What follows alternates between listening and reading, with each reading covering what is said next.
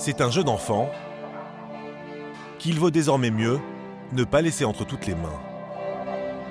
On était contents parce que on allait vendre des cartes. On pensait qu'on allait se faire de l'argent, qu'on avait trouvé des gens pour les acheter. Comme des millions de Français, Lino, 11 ans, et son grand frère Thomas, 17 ans, collectionnent les cartes Pokémon. Ils vivent dans le petit village paisible de Bordes, au pied des Pyrénées. Et en fait, on s'était rejoints là parce qu'il commençait un petit peu à pleuvoir en fait. Il y a quelques semaines, ils ont rendez-vous sur la place du village avec d'autres collectionneurs rencontrés sur le Bon Coin. Les deux frères comptent leur vendre une centaine de cartes, montant de la transaction 700 €. Du coup, ça s'est passé vraiment genre ici. Mais le rendez-vous a tout l'air d'un guet-apens. Et c'est là où ils avaient planqué justement la bombe lacrymo, genre derrière ce truc-là. Là. Les faux acheteurs ont une vingtaine d'années. Il s'empare de son classeur rempli de cartes avant de l'agresser. Il commence à prendre la bombe lacrymo, à m'asperger et tout. J'ai du gaz dans les yeux. Enfin, il commence à sprinter du coup. Je commence à les poursuivre et j'ai pas envie de me faire piquer mes cartes quoi. Un braquage surréaliste, mais parfaitement organisé. À quelques mètres, un complice les attend. La voiture était vraiment genre juste ici, prête à démarrer quoi. Inconscient du danger, Thomas se jette à l'intérieur. Et après, c'est là qu'ils ont commencé du coup à me gazer dans la voiture, à me donner des coups et à du coup sortir les couteaux. Ouais, il me dit si tu lâches pas, on te plante quoi. Très clairement, il m'a fait lâche ou je te plante quoi. Thomas finit par lâcher prise. Les suspects seront interpellés quelques jours plus tard. L'un d'entre eux avait déjà été condamné pour un vol de cartes Pokémon pour un butin de 3 000 €. Et ce type de fait divers est loin de se limiter aux Pyrénées-Atlantiques. Au Japon, cet homme de 28 ans est descendu en rappel depuis le toit de cet immeuble. Il s'est ensuite introduit par la fenêtre dans ce magasin spécialisé. Il y a dérobé 80 cartes pour une valeur de 7 700 €. Comment le monde entier a-t-il perdu la tête pour de simples cartes à jouer? Tout commence par un jeu vidéo lancé en 1996 au Japon. On y joue alors sur des consoles portables, et puis l'univers de Pikachu et ses acolytes va dépasser le cadre du simple pixel. Dessins animés, produits dérivés, films, la franchise devient la plus rentable de tous les temps. En 25 ans, elle génère 86 milliards € de chiffre d'affaires à des années-lumière des 68 milliards de la galaxie Star Wars. Une success story alimentée par plus de 30 milliards de cartes écoulées dans le monde entier. Et les collectionneurs se les arrachent. Il y a les passionnés, lancés dans la chasse à la perle rare pour compléter leur collection. Oh, Mew X, magnifique. Ça, c'est une des plus rares à avoir. Il y a aussi les spéculateurs qui misent sur cette bulle pour réaliser des plus-values parfois colossales. C'est vraiment un bon investissement, je suis sûr et certain à 2000%. Dans les salles de vente, 10 000 € pour ces... comme sur Internet, les prix explosent. Les cartes Pokémon sont sorties du jardin d'enfants pour entrer dans le monde du business. Un business qui rend fou.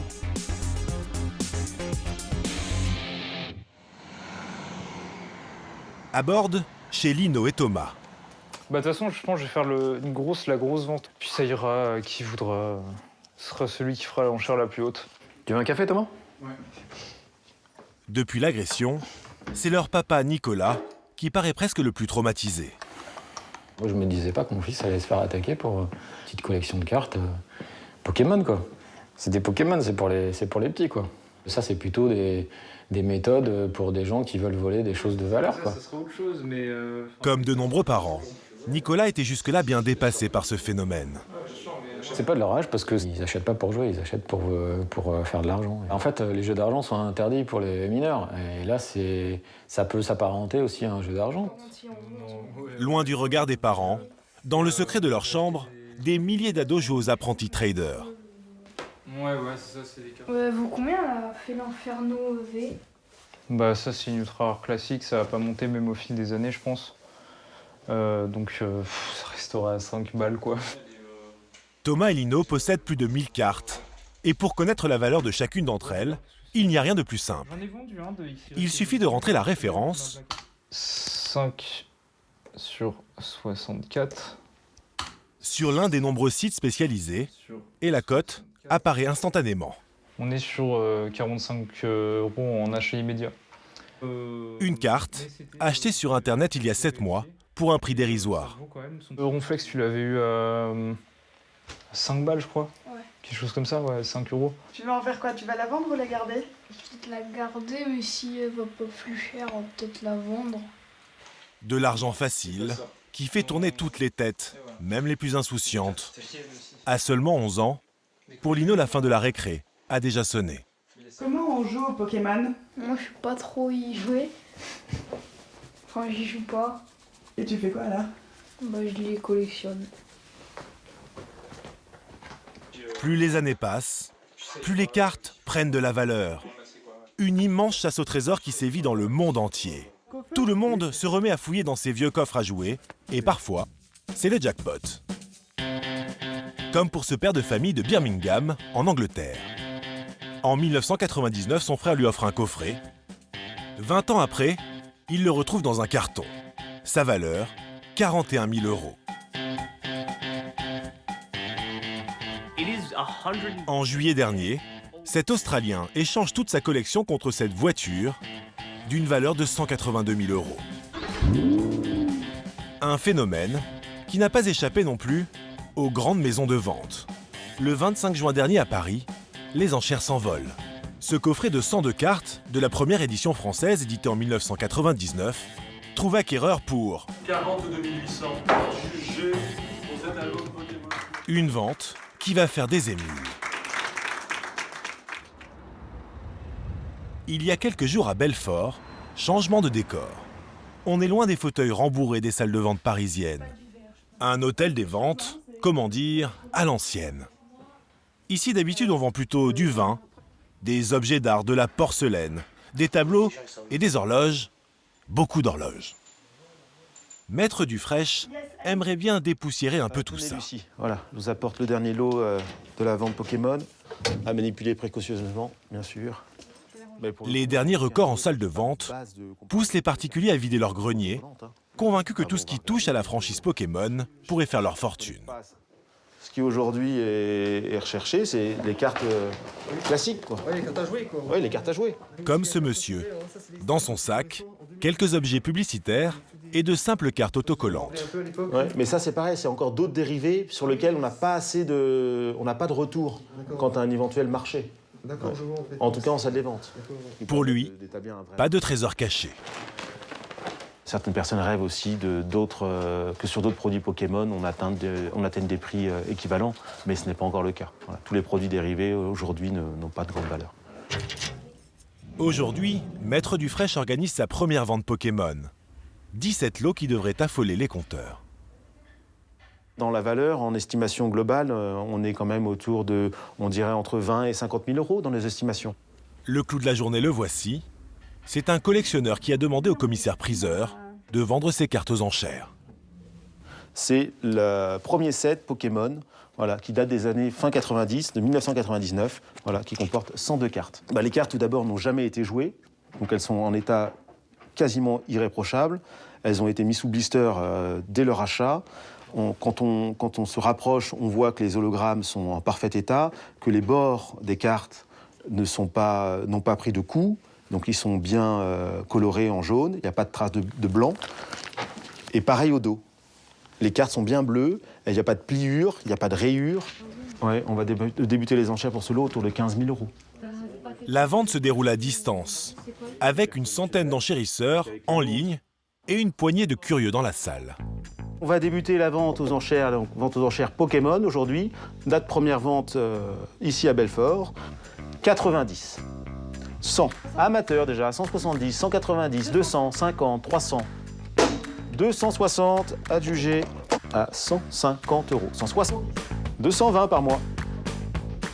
Adjugé 310. Les premiers lots sont adjugés entre 20 et 600 €. Adjugé 600. Jusqu'au lot numéro 15. Voilà, le lot phare de notre vente du jour.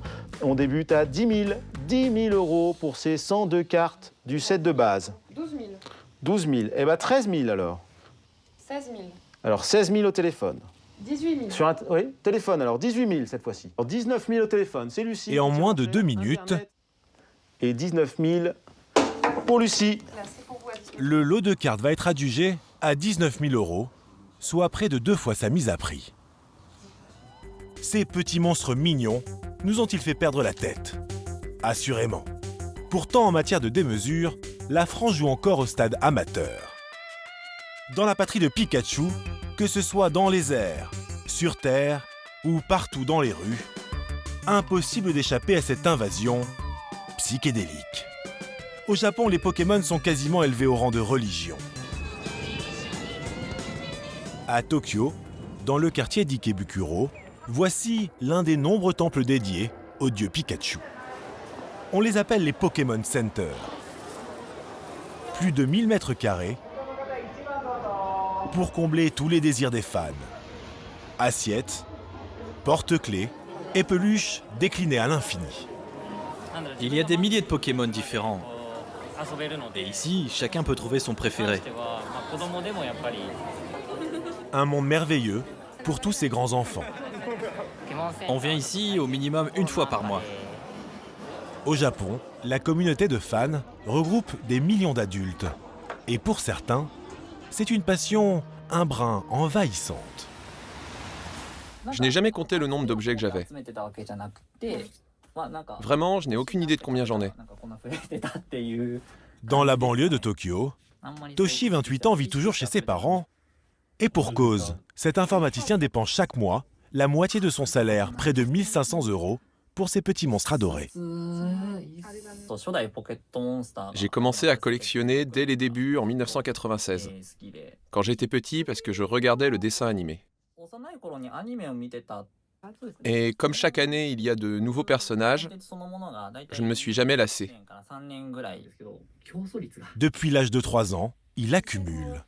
Dans sa minuscule chambre d'enfant, il faudrait pousser les murs. Elfie, Blackie. Pour Blackie, son petit chouchou, il y aura toujours suffisamment de place. Heureusement que les cartes sont moins volumineuses. Il en possède plus de 10 000. Les plus précieuses, il les a encadrées telles des œuvres d'art. Celles-ci sont particulièrement rares. Des cartes estimées à plus de 15 000 € pièce. Le genre de pépite que l'on ne trouve pas à chaque coin de rue. Toshi a ses propres adresses, connues des seuls initiés. Sa boutique de prédilection se cache dans ce modeste immeuble, au 6e étage. Lorsque l'on pénètre en ces lieux, mieux vaut avoir le portefeuille bien garni. Ici, tout est collector. C'est une carte incroyable. Un drac au feu, première édition française de 1999. Il est très difficile de la trouver dans cet état de conservation. Elle vaut dans les 6 000 €. Andrew est le propriétaire des lieux. Cet Australien est l'un des rares étrangers à être considéré par les Japonais comme une référence dans le domaine. J'ai 3 types de clients, les collectionneurs, les joueurs professionnels et maintenant les investisseurs. Il sait qu'avec Toshi, il n'est pas facile de conclure une affaire. Je ne vends pas, je n'achète pas, moi je ne fais que des échanges. Le businessman australien aimerait bien faire main basse sur quelques perles. Celle-ci, et elle est très vieille, elle est de 1996, elle a 25 ans. Reste à trouver une monnaie d'échange. J'en ai de très anciennes. Peut-être que tu trouveras quelque chose qui te plaira. Jette un œil. Ah oui, c'est pas mal. Le problème, c'est qu'il y a peu de cartes que Toshi n'a pas déjà en sa possession. Celle-ci est très chère. C'est une Mew étoile d'or. Je l'ai déjà. Les deux experts ne trouveront pas de terrain d'entente aujourd'hui.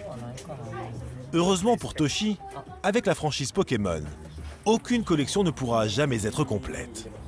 Car il y a sans cesse des nouveautés. Et cette année justement, la firme japonaise a trouvé un moyen pour vendre encore plus de cartes partout dans le monde. Le 20 octobre dernier, à 10 000 km de Tokyo, dans une zone commerciale de Perpignan. Allez, on y va. Il est tout juste 9h du matin. Charles et sa fille Lison, 6 ans, sont arrivés 30 minutes avant l'ouverture de ce magasin de jouets. Et ils ne sont pas les seuls à venir tenter leur chance. Parce que je suis allé à Auchan, ils ont déjà tout pris. Ah bah vous y étiez aussi. C'est inadmissible. Ils ont fait parce que nous, on a appelé hier, ils nous ont dit oui, ça sort demain à l'ouverture. Par contre, pour les rats, ils en avaient. Ah oui? Ouais, mais il n'y a plus rien. Il n'y a plus rien. Ah ouais, Donc les Micromania, ils avaient dit peut-être, mais ils en rêvent. Cultura, ils ne savent pas s'ils en auront. C'est la bataille permanente pour Pokémon. Ça fait rire beaucoup de gens, mais nous, on est des vrais passionnés. Et ça fait 25 ans que ça dure, et voilà quoi. Et maintenant, ça devient difficile. Charles a 32 ans, il est collectionneur de cartes Pokémon.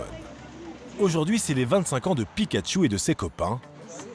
C'est surtout la mise en vente officielle des cartes anniversaires. Hier soir, quoi, ça a été rapide. Madame, la colle est là-bas au fond. C'est là-bas. Oui, tous. 9h30, les portes ouvrent. Il faut pas se battre, hein. Pas se battre. La vente est limitée à 2 boîtes par personne. Tout le monde entre donc dans le calme. Oh là, doucement, doucement, doucement. Mais arrivé devant le présentoir, Doucement, doucement. C'est bon, Lison, viens. Lison, viens, tu vas te faire écraser, c'est même pas la peine. des coffrets de cartes à jouer, vendus entre 25 et 80 € pour les séries spéciales anniversaires. Et ben voilà. Voilà. On a ce qu'il faut. Après, ça, c'est des petits coffrets, c'est sympa parce qu'il y a une carte promo dedans. Il y a un petit pins sympa. Voilà, donc je suis content. Voilà, ça me va. Allez, on va aller payer ça. 160 € dépensés dans ce magasin. Au revoir. Merci, au revoir. Et 90 dans celui-ci, avec une bonne surprise en prime. On a eu surtout celui-là qui va s'arracher parce que c'est Dracofeu, c'est le Pokémon emblématique depuis toujours. Et du coup, tout le monde se l'arrache. Donc on est content, on en a eu un, c'est très bien, on est très content. Sauvé. Et il y a de quoi avoir le sourire. Quelques jours après, l'un des coffrets acheté 80 € par Charles dans le premier magasin est mis à prix sur Internet entre 120 et 190 €. Celui-ci, déniché dans la deuxième boutique à 25 €, est proposé aux enchères à 129 €. En théorie, les 250 € déboursés valent 5 jours plus tard 320 €. On va aller ouvrir tout ça. Ce qui fait la valeur de ces coffrets, c'est qu'ils soient encore dans leur emballage d'origine. Mais Charles et Lison sont des passionnés. Leur truc à eux, trouver la carte rare pour compléter leur collection. Alors, on va s'ouvrir ce coffret Célébration et le coffret Dracofeu. Alors ils vont ouvrir les boîtes, et pour ça, ils ont leurs petites habitudes. Est-ce que tu peux installer les deux grands trucs là, les PLV? Un moment qu'ils partagent sur leur chaîne YouTube dédiée aux cartes Pokémon. 1, 2, 3. Salut à tous les amis, on se retrouve aujourd'hui pour une nouvelle vidéo. Ça faisait... Pour les néophytes, l'inventaire est à peine compréhensible. Pas grand-chose. Oh, si, Groudon de la Team Magma, magnifique. De la série, si je ne m'abuse, Dragon... Oh, Pikachu. Donc ça, c'est très bien, c'est une petite ultra. Des objets qui vont venir compléter la collection de Charles. Fan de la première heure, il avait mis sa passion en pause une fois l'adolescence passée. Sa mère ayant vidé son coffre à jouer, en 2018, il décide de reconstituer sa collection. Donc là, on a toutes les collections depuis la fin des années 90 jusqu'à aujourd'hui, en fait. Un peu moins de 10 000 cartes sur les 14 000 éditées pour la France. Les trouvailles du jour vont rejoindre le reste de la série dans les classeurs. On veut absolument des cartes des cartes dans un état excellent, quoi. On ne veut pas qu'elles s'abîment avec le temps, sinon elles perdent de la valeur. Par exemple, celle-ci, aujourd'hui, peut-être qu'elle se revend 30 €. Peut-être que dans 15 jours, vu que la population aura augmenté, peut-être qu'elle se vendra 15. Après ça, personne ne peut savoir. Il faut attendre que le marché se stabilise. Et c'est toujours comme ça au niveau des séries qui sortent, quoi. Comme beaucoup de passionnés et de collectionneurs, Charles pourrait avoir de plus en plus de mal à compléter sa collection. Avec la spéculation, le prix des cartes les plus rares s'envole. Il suffit de surfer sur les sites d'enchères en ligne pour s'en apercevoir. Il y a quelques jours, nous repérons cette annonce. Alors que la pénurie gagne les rayons de beaucoup de magasins, un vendeur propose ce carton. À l'intérieur, 6 coffrets jamais déballés, soit 2376 cartes. Nous décidons de le contacter. Allô? Oui, bonjour monsieur. Bonjour. Je vous ai contacté sur eBay. Que cherchez-vous? De l'ancien, du récent ou modérément? Nous prétextons vouloir investir dans les cartes Pokémon. On aimerait investir. Et vous n'y connaissez rien, absolument rien? Bah, je connais pas grand-chose. Rapidement, nous convenons d'un rendez-vous. Nous le rencontrons dans un appartement de la banlieue parisienne, en caméra cachée. Bonjour. Bah non, il n'y a aucun problème. Le vendeur posséderait des pièces très rares, comme ce coffret. J'en ai jamais vu sur eBay. J'en ai jamais vu. Et ça, c'est encore plus dur à trouver que le set de base. Et puis, il nous apporte l'un des cartons mis en vente sur Internet. Les gens, ils ont déjà ça, ils en mettent les gens à 5000. Moi, j'en ai 2 ou 3 cartons en stock. Bah oui, mais vous l'avez trouvé où, ce truc-là? Moi, comme c'est une société, on a déjà acheté chez Asmodée, nous, parce qu'on est professionnels. Asmodée, c'est le grossiste qui fournit les cartes Pokémon à tous les revendeurs officiels en France. Cet homme s'est donc inscrit au registre du commerce en tant que vendeur de jeux et de jouets, un statut qui lui permet d'acheter d'énormes quantités. Il y en a 6 dedans. C'est-à-dire que ce qui est bien, c'est que dans un carton, c'est jamais manipulé, ils sont en parfait état. Donc, quand les gens en fait, recherchent en fait, leurs produits, quand ils mettent l'argent, ils veulent du produit neuf. Oui, neuf, toujours du neuf en super état. Ce vendeur ne fait rien d'illégal, il est ce que l'on appelle un scalper. Une pratique assez répandue qui consiste à acheter des cartes en très grand nombre, ce qui provoque une pénurie et donc augmente les prix de manière artificielle. Reste ensuite à attendre que les cartes prennent de la valeur, et voilà comment cet homme gagne de l'argent. En gros, il préfère mieux les garder, attendre qu'il y en a pas beaucoup. En gros, il faut attendre 2 ans minimum pour qu'en fait ça remonte progressivement. Pour ça que j'ai dit, j'ai acheté les récents. Évolution Céleste, c'est la seule qu'il faut acheter. Évolution Céleste, t'as le carton, je vous le dis. Hein. J'en ai vendu 100 et quelques. Il m'en reste à peu près 18 ou 24. Et je suis pas le seul, il y en a d'autres qui sont comme ça. Il y en a même qui sont pires que moi. Au revoir. Avec leur succès, les cartes Pokémon ont permis la création de business inédits. À Paris, il existe une société de certification et de notation des cartes Pokémon, l'une des plus connues au monde. On a un peu l'impression d'entrer dans un coffre-fort, là. On rentre un peu dans un coffre-fort, effectivement. Elle a été fondée en 2016 par François-Xavier Colombani. Cécile, dis-moi, est-ce que ça te parle, ces cartes? Ici, on juge l'authenticité de la carte et son état avec une note qui va de 1 à 10. L'entreprise ne fixe pas le prix, mais une bonne note peut le faire exploser. Nous, on a une influence de dingue sur le marché des cartes Pokémon, et c'est pour cette raison que l'on doit être le plus neutre possible, le plus anonyme possible. Avec la frénésie autour des cartes Pokémon, dans les bureaux de François-Xavier, on se marche un peu sur les pieds. 150 000 cartes attendent d'être expertisées dans ce local. Ici, toutes les cartes sont confondues, toutes les cartes sont rangées par ordre de réception, en fonction de l'ordre d'arrivée, de telle sorte qu'on puisse les ouvrir par ordre d'arrivée. Grande valeur, plus faible valeur, peu importe, tout est rangé par ordre. Désormais, il faut attendre 5 mois pour connaître sa note. L'examen se déroule dans cette salle. Alors ici, la notation. La notation, vous ne verrez pas les visages des noteurs pour garantir la toute objectivité de la notation, pour que celle-ci soit le plus neutre, la plus respectueuse de notre échelle de notation, pour garantir aussi une sécurité vis-à-vis des noteurs. Parce que avec la folie qu'il y a autour de Pokémon, le prix des cartes qui est aussi exponentiel, ils peuvent recevoir une certaine pression qui s'exercerait sur eux. La première étape consiste à s'assurer qu'il ne s'agit pas d'une contrefaçon. Donc là, j'ai à droite une carte qui est contrefaite et à gauche une carte qui est authentique. Là, ce qu'on voit sur les cartes, c'est que le traitement de surface n'est absolument pas le même. Il y en a une qui est texturée et celle-ci, en fait, elle est parfaitement lisse. Le dos d'une carte authentique est beaucoup plus contrasté. On voit que celle-ci, elle est plastifiée, en fait. C'est comme si elle avait été imprimée dans du plastique. Celle-là, c'est du vernis qu'il y a sur la carte. Ensuite de ça, on peut juste comparer la taille des cartes. On voit clairement que la carte contrefaite est beaucoup plus petite qu'une carte authentique. Ensuite, c'est la qualité de la fabrication et l'état de conservation qui détermine la note. Cette carte est neuve, je vais jouer avec, je vais la plier. Est-ce que cette carte est encore neuve? Elle est absolument pas neuve en fait, cette carte. Elle a été abîmée, elle a été pliée, donc la note s'en ressentira forcément. Le moindre défaut va faire forcément baisser la note. La certification est facturée en fonction de la valeur de la carte, entre 9 et 90 €. Mais aujourd'hui, la plupart des collectionneurs exigent cette expertise avant d'acheter. Ce jeune homme en est parfaitement conscient.